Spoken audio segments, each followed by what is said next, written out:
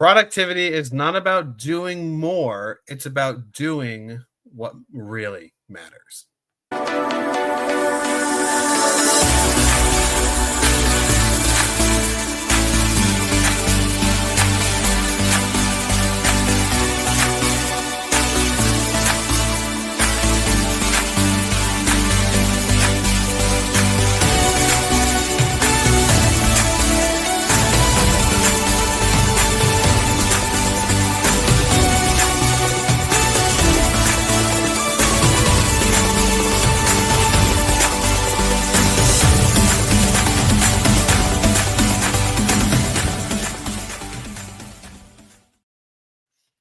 What is up, champions? Welcome to another episode of Champion Reads, where we talk about the best-selling books and their best principles to help you out with your best life.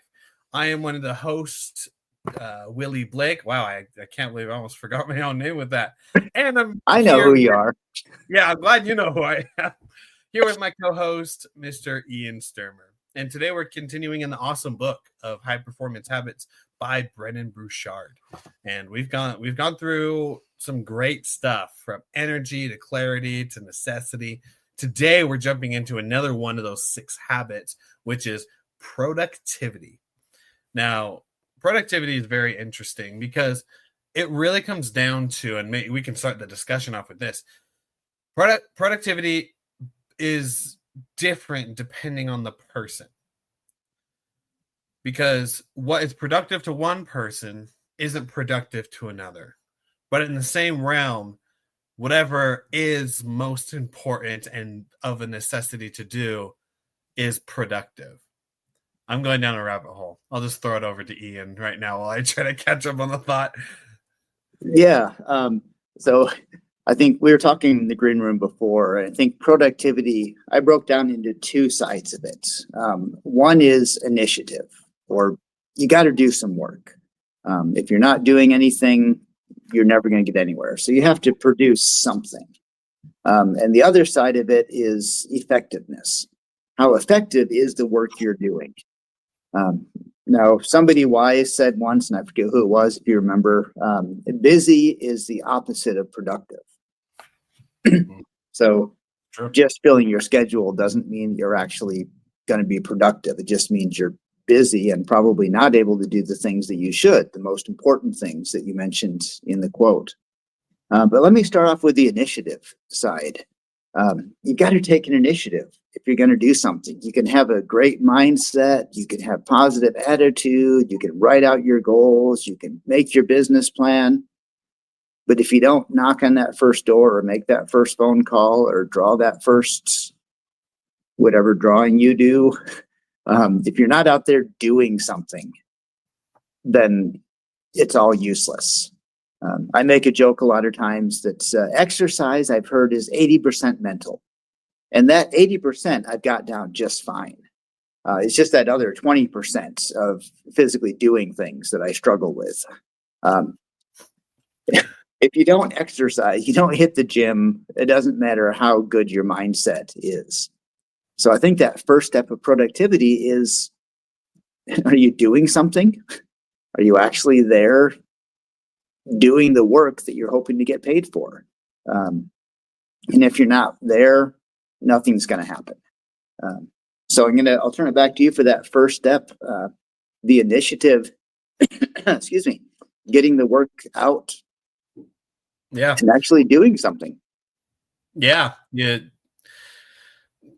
got to do something. Like, that's like productivity isn't a passive word. It's an active verb. Would that be the right word to use? Active word. Verb. Yeah. It's an active verb. It's something of which cannot occur unless something is in movement, which that movement is put together with the necessity and clarity and energy that are the other 3 habits before Brendon Burchard jumps into the productivity. I actually have, something I use of Brendon's is his high performance planner in here. And one of my favorite things in here that he does, actually there's a few favorite things, but at the end of each week, he has this list. It's called the weekly review. of where you can't really see it. Boom, boom. For those who have video can kind of see it. But it's labeled 1 to 5, and there's about 5 questions per each.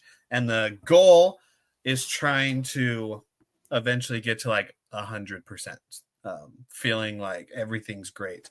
For productivity, here are the 5 things. They're not questions. 5 things that to rate on 1 to 5. And for you as champions, I want you to rate yourself and see if you've been productive based off of these.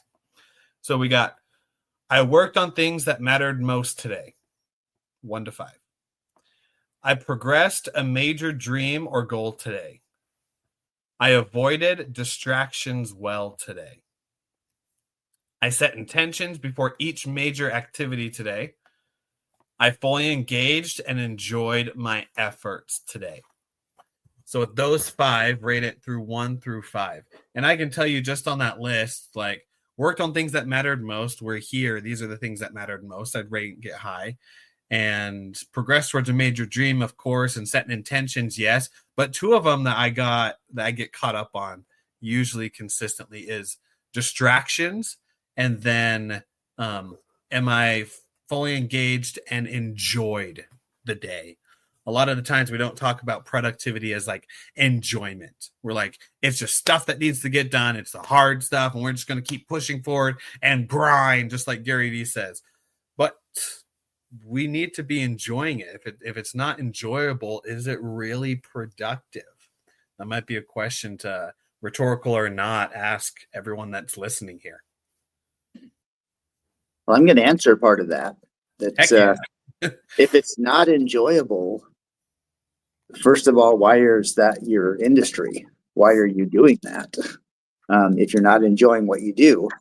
And the second part of that is, yes, there's tasks that are part of our job that we just don't like to do. I had a friend that was a bookkeeper, and she said that she was great at keeping all of her clients' books completely up to date, but her personal one was about 3 months behind. Because it's hard to do your own. But I guess this is where a mindset idea comes in. If there's a task that you don't enjoy, can you reframe that into a way to remind you of the importance? I've done life insurance in the past, and I hate making cold calls and phone lists and all those things. But by the same token, when I pick up that phone and call somebody, I might sell them a policy, and then in a worst case scenario, when they die or their loved one dies, and in the middle of all of the grief and pain that's going on, I come in as literally the only positive thing that they have at that point. Now, of course, money doesn't take the place of a loved one, but the worst thing is, or the last thing you want in the middle of that grief is to not know where your next rent or mortgage check is coming from. So if I can take away that stress. So long story short with that, if there's tasks you don't like, can you reframe them and say, this task is going to allow me X, Y, and Z. I hate website design, but when my website is up, that's going to increase, how I look. It's going to make me look better. It's going to bring me business. It's going to be a sense of pride when it's done. So can we reframe those things we don't like, the hard tasks, into the benefit that we're getting from them? And then it's not quite as hard to do them. And I guess on top of that, whistle while you work. I think that Snow White movie is coming back again now. So put yourself in the best frame of mind. Have a candy bar before or after your task that you don't like. Give yourself a reward for it. Build a positive around that negative side that you struggle with. Yeah. There's I've been a part of many accountability groups, and all of them do something different. But the commonalities that are in each are someone else is there to help you be accountable, and then being consistent with what you're doing. And that's it. No matter the amount you're being consistent with, whether it's massive action or just like one thing a day, It's the consistency over and over again that gets you the result that you want.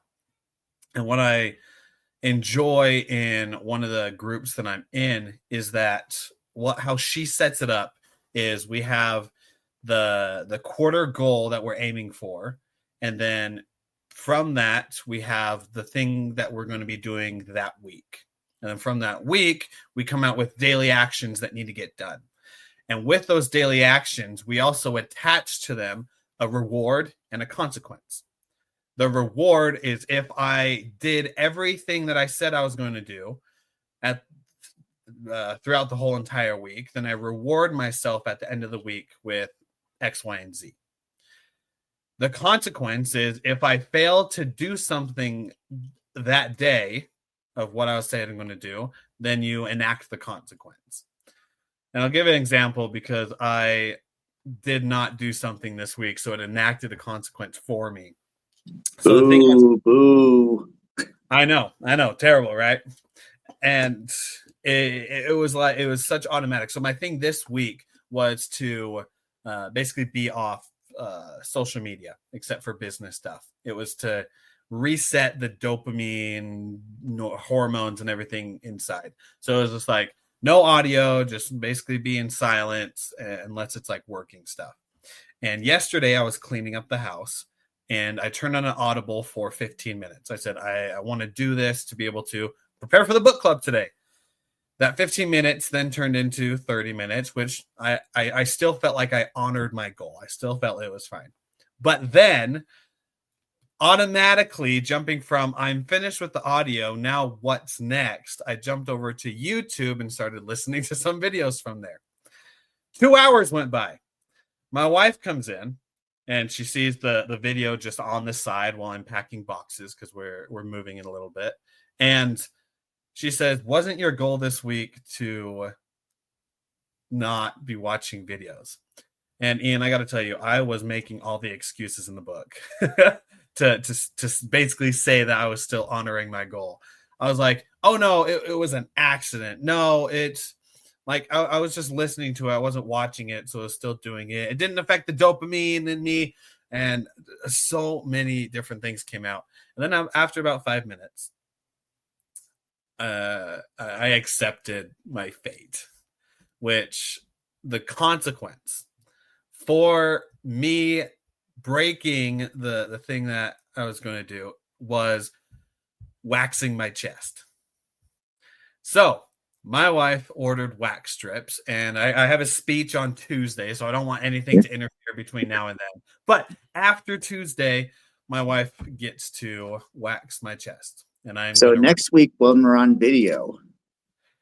Next week we're on video, I'm going to rip my shirt off, and it's just going to be bare naked chest. No. But whatever happens, I'll send the video out to anyone who finds my social media. You'll see the video on there. But it comes back to like when it comes to this productivity side of doing stuff, you also got to have integrity with it. Like if we're talking about rewards and consequences, if you do the stuff you are going to do, reward yourself at the end. Give yourself a treat, whether that's an actual treat of ice cream or cookies or whatever, or going out and hanging out with friends, or gaming for an hour or two, or whatever that is for you. Reward yourself so that in your mind, it's consciously being like, oh, I do the things I said and I get rewarded for it. I like this. I'm going to keep doing it. And then on the other side, if you don't do what you're going to say, have the integrity to enact your consequence, because then you're also training your brain of, oh, I didn't do what I said. I have to wax my chest. I'm not going to do that again. That was a long spurt of saying, go productivity. Yeah. So I was actually making some notes here as you were talking. And before you gave that story, I remember a few months ago, you were on here, and I forget if this before or you said it on here, that you were really concerned because your productivity or your thing, whatever you call that thing you said, if you don't do it, your punishment was shaving your eyebrows.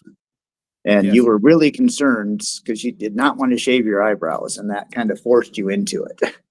And I think sometimes productivity needs that. We need to have something to force us to do the hard stuff, whether it's avoiding something we should be, whether it's, look at any of the smoking cessation courses and plans, and there's rewards and punishments built in.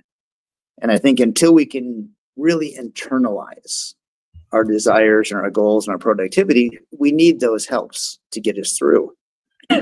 We need to have that something to get us to take the initiative.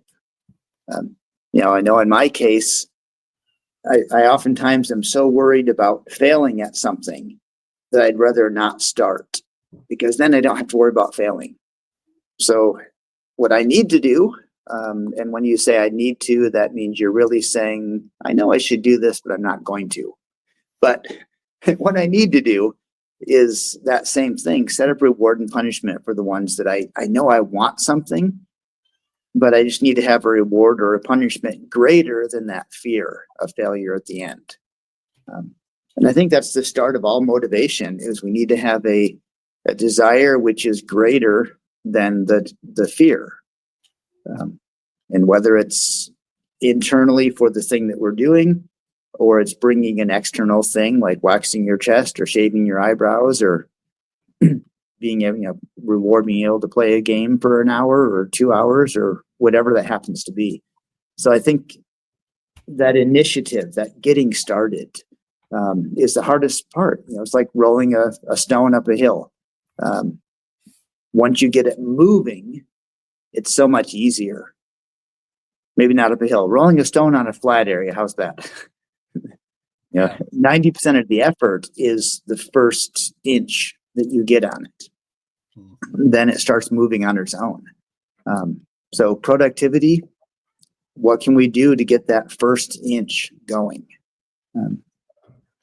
I think it's a good thing. I'm thinking of 75 hard, which I know a lot of people have heard of. I haven't done it yet myself, but I've seen a lot of people do it. And I think John, the founder of Champion Circle, has done it. I'm thinking about that. And they also have rewards and consequences, to where you get rewarded by, I think, posting every single day an image of you or something you've done or something with that. And then there's the consequence of, if you don't do it, then you have to hard reset back to day one. And I'm just, and that could be a consequence for some people. So I think it's crazy when it comes to, as we're talking about rewards and consequences, as we're talking about productivity and it being an action word and everything. I think that as us humans, we think, I'm jumping back to the busy. We think that things have to be so busy, so full, that our calendars have to be time blocked every single second, that we don't have time to truly be intentional. Like, can we be intentional if every single moment is planned? I don't think so, because a lot of things that matter a lot are the things that are unplanned. And so one thing that I love in Brendon Burchard's high performance journal is you focus on three priorities each day. You have the things you need to do, but the things that move the needle, the things with the 80-20 rule, the 20% of the actions that get 80% of the results, you just focus on three things. And if you do those three things, your day's a success. And I don't get to choose it. Ian doesn't get to choose it, but you get to choose it. You choose what your three priorities are. And if that's doing one push-up, reading for 5 minutes, and maybe doing like a 2 jumping jacks or that can be productive to you.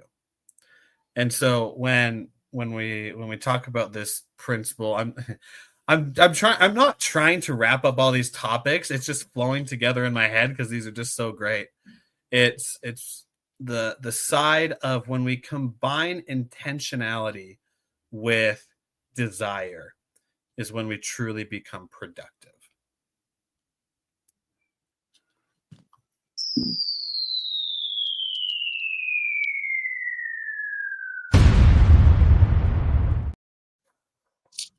I've been wanting to do one of those truth bombs. For those of you who are only on audio, we have a little explosion with a truth bomb. So say that one again, what you just said, Willie. Bob. I know. I was going to re-quote it. I couldn't remember the wording. Intentionality combined with desire is productivity. I said it in a different way, but I think that's but I think that's it. If you truly desire something, you're gonna go do it. If you're not doing it, that pretty much means you don't really desire it.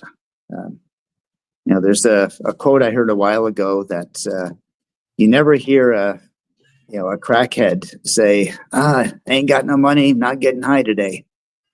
They will find a way to get the money so they can get high. So are you going to get out hustled by a crackhead? Yeah. But that example of that, but if there is that strong enough desire, then you're going to take the actions. You're going to do that. So to be productive, maybe that question is, do you have that strong desire? And you build that desire, and then you intentionally act upon that, and you become productive. You have no choice but to be productive when you truly, truly want something, and you truly see those actions needed to get there. You intentionally are taking those steps. You can't help but be productive. You have to be. I had a bunch of other things to say, and then I went on that little path because I think that was a better one. But desire. I think it was Tony Robbins who had desire plus passion is the fuel in your rocket. That's what moves you forward. And then I know we're kind of at the end of that, but I guess once you're moving forward, the next question is, what direction are you moving? That's the other half of productivity. And you're saying, busy is the opposite of productive. Are you filling your life with all sorts of things, or are you intentionally choosing the things that are going to move you in the direction you want to go?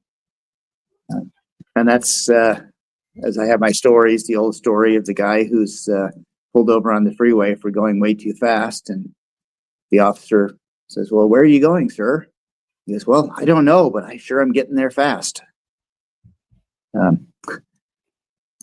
Doesn't matter how busy you are if you're not building that intentionality, that direction for where you want to be. So, yeah. Yeah, you're right on the money. When you direction, one of the most important things with productivity.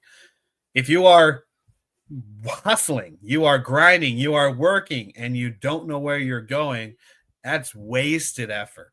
That's wasted energy. Because why do it?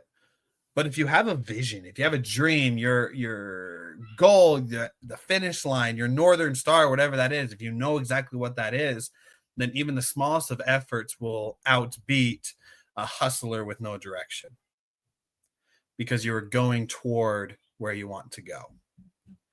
It's like if you're in the middle of the ocean and you're trying to, let's say you're in the Pacific Ocean and you're trying to get to America, and you are just like, I'm going to paddle as hard as I can and I'm going to get there. Well, if you're not pointed in the right direction, you're just going to continue going in circles or land somewhere else. Maybe you might land in America, but chances are that you won't. And so all the energy that you put in and all the time that you put in, which is the resource we never get back, is gone.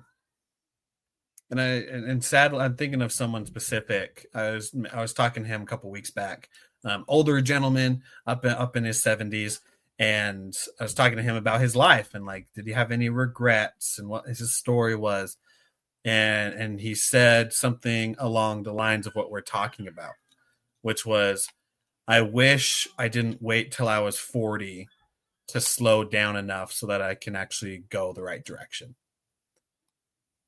And I'm like, dang.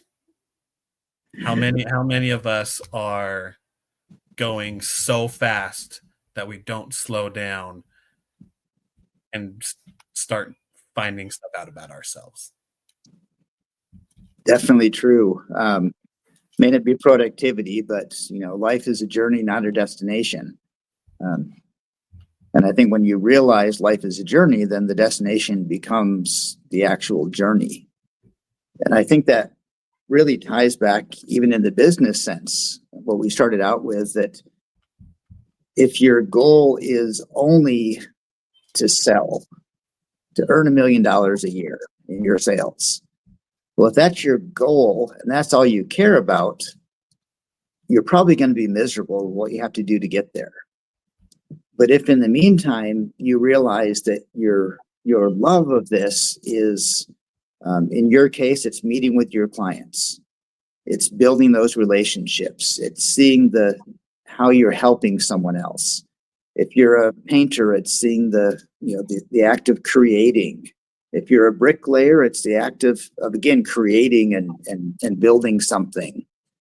If you don't take time to love the actions required in your job, then you're going to be miserable. And it's going to be impossible to be productive by hating what you're doing with some dream of an end goal. How often do we see that in popular culture, if not within our own circle of friends? The person who works so hard, gives up their family time, gives up everything to earn money with the idea that that'll make them happy, and they realize they're miserable in the end. Not even miserable in the end, miserable the whole time, the beginning, middle, and end, because their productivity was not based on what they wanted, their desires. They didn't have that intentionality of, I've gone off of productivity here, sorry, into loving what you do and desire and all of those things. But you've got to find that love of what you're doing. And that'll get you through the hard parts, but love that journey and you'll be more productive. One of my favorite examples of that is Lance Armstrong. And for longtime listeners, you probably heard me say this at least a dozen times so far, but when he retired, he was asked what he would miss most about cycling, about the racing. And he said the practices, because he grew to love the practice, not just crossing the finish line, not the endorsements or the prize money. I'm sure those were all nice for him, but he loves the practice. He loves the effort putting into it, because that's where he saw the changes. That's where he saw his growth. And we need to do that in our lives. We will be more productive if we learn to love the process we're going through. It's true. As we move forward, let us love what we do a little bit more.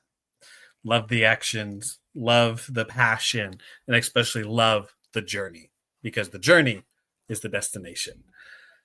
That wraps up another episode of Champion Reads. If you found inspiration in this episode, go ahead and subscribe to our podcast. You can find us on all the major podcasting platforms, as well as go to our website, mychampionscircle.com, where you'll be able to find the link to our podcast, link to our socials, and everything else going in the Champion Circle universe.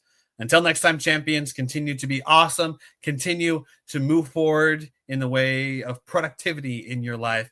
And always remember that the destination is the journey. Enjoy the journey, continue to be productive, and make the best of it. We'll see you on the next episode of Champion Reads. Thank you.